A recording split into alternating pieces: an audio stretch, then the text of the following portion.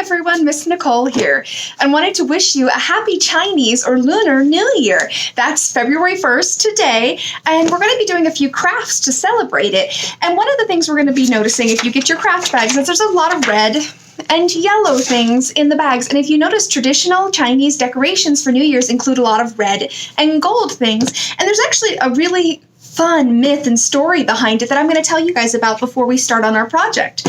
So where all these colors come from actually dates way back. I think it was the Ming Dynasty is where I think the story originated from. And there was a monster, pardon me if I mispronounce it a little bit, I'm trying my best, called the Nian monster. And it normally lived at the bottom of the sea, but once a year it came up and it would like to attack the villagers. It would eat people, it would eat animals, it would destroy everything. So New Year's was actually kind of a dangerous time in this legend, and people would leave their homes during that time so that they wouldn't be eaten. Even if their stuff got destroyed, they'd still escape. Well, one year, this old beggar came through town, and he was asking everyone if he could seek shelter with them for the New Year's Eve.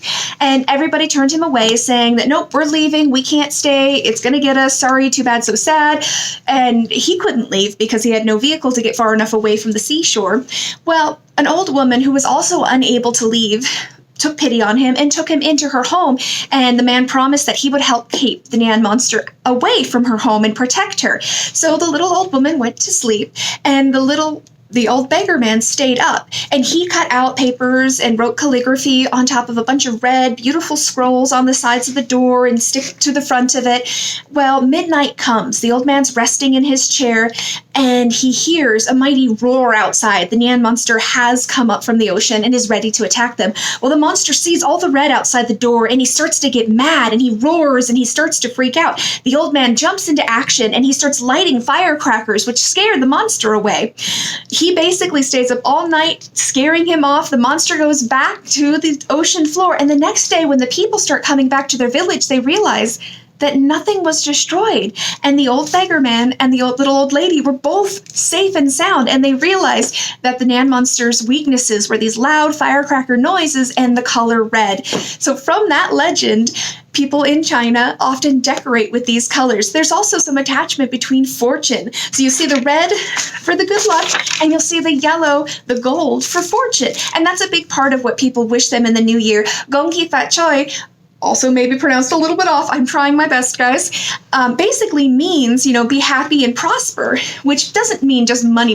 It also means be safe, have a good year. So that's a pretty common greeting that you'll hear on the new year. So now that we have a little bit of a background on what the Chinese New Year is all about, we're actually going to do a fun little craft. One of the things you may see all over in places that celebrate Chinese New Year are going to be lanterns, and we're actually going to be making our own lantern.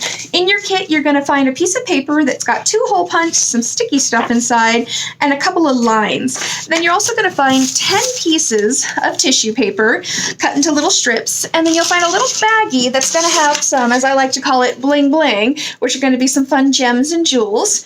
You'll also find, and this is probably the weirdest thing in your kit, don't worry, a little baggie labeled glue. And there's a little arrow, like a little line in the corner. And we're actually going to cut this. For anybody who's done any kind of cake frosting or cookie frosting, you might recognize this technique. It's something you can use when you don't have a piping bag. So we're essentially going to be doing a baking technique for our crafting. So we're going to start out with our glue, and we're actually going to cut that little, right along that little line and snip it off. And now what we have is something that we can squeeze the glue out and decorate with. I'm going to set that down for just a moment because we're also going to need our scissors to cut these lines. And you're actually going to follow right along it with the paper folded in half. Don't cut past it because then you won't have a lamp. You'll just have a piece of paper that you cut off. So I'm going to do those real fast. Take your time, do your best to follow the lines. If it's a little off, it's a little off. If you accidentally do cut all the way through, you can ask for some tape at your family, or you can try gluing the 2 pieces together and just have a slightly smaller lamp. I know sometimes we all make mistakes, and that's okay. So as you can probably tell, I'm cutting it, and you can see it's starting to separate, but it's not much of a lamp yet. Alrighty, guys, so I've got mine cut all the way down. It almost looks like fringe, like maybe I'm making hair for myself, but not really. Now we get to unfold it, and you'll see there's this weird little tape here. So this is double-sided tape to make it nice and easy to attach it. So you're going to very gently peel off just the cover of it. You want to leave the sticky stuff behind, and that might take you just a moment. It always takes me a second to get them to peel properly. Oh, maybe it's because I don't have fingernails. I mean, I have them, but there's hardly anything at the top. When we've gotten it taken off, you'll see that the sticky stuff is left behind. And we're actually going to take our whole piece and roll it over into a little cylinder. And then from there, once you've got it lined up the way you want it to be, you're going to go ahead and press the sticky piece on to the next part of your lamp. So now we have the base for our lantern, and it looks pretty awesome. I'm loving it already. It kind of feels very traditional to me as well. So now from here, we're actually going to need our tissue paper and these little glue pieces. So for the glue, this might be tricky for some of you guys because I'm going to do it from the inside. You guys are actually going to squeeze it just a little bit so that glue comes out the top, and you can kind of see it bubbling out here on mine maybe a little bit. And you're going to make dots in different spots all along inside of your lantern. You might be able to see some of my dots. And don't worry if it's not perfect. Luckily, this is the part that nobody has to see, so mistakes are okay. From there, you're actually going to put that glue down and take a piece of tissue paper, and you're going to attach it on there. I like to count to 5 when I glue my pieces on, just because I know it's really adhered. So 1, 2, 3, 4, 5. Now, if I remove my finger from in there, you can see that it stayed on really nicely. And we're going to continue to stick our pieces all the way around until we get to the point where our lantern has all of its parts. You can see that down there. Now is the time we're going to use that glue again, and we're going to start putting on some fun, shiny bling to our lanterns.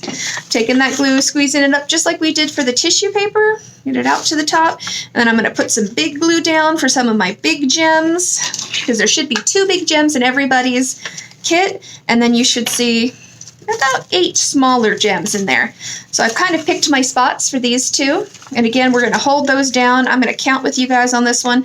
1, 2, 3, 4, 5. Okay, I'm hoping those are going to hold. And then I'm going to take some glue and I'm going to start adding some smaller dots for some of my other bling. There you go. You can kind of see my smaller dots around it. Okay, I'll press that one on too. 1, 2, 3, 4, 5. And then once we've got all of our little spots filled up with our glue dots and our gems, we're actually going to take, there's a piece of string in everybody's kits as well, and you're going to tie it through each of the holes on your lantern. Now this is the important part. Now that we've got them all glued, they do need to sit for a little bit before we can hang them. I probably going to let my project sit for at least 20 minutes. You might need to let it sit a little bit longer, but when you're finished, you'll have the perfect decoration to hang up for Lunar Chinese New Year. And if anybody asks you, why are you hanging a red lantern, you can tell them about the legend of the Nan Monster and why the red is so important. I hope you guys have a fantastic rest of your day and a fantastic new year. Thank you guys so much for joining me.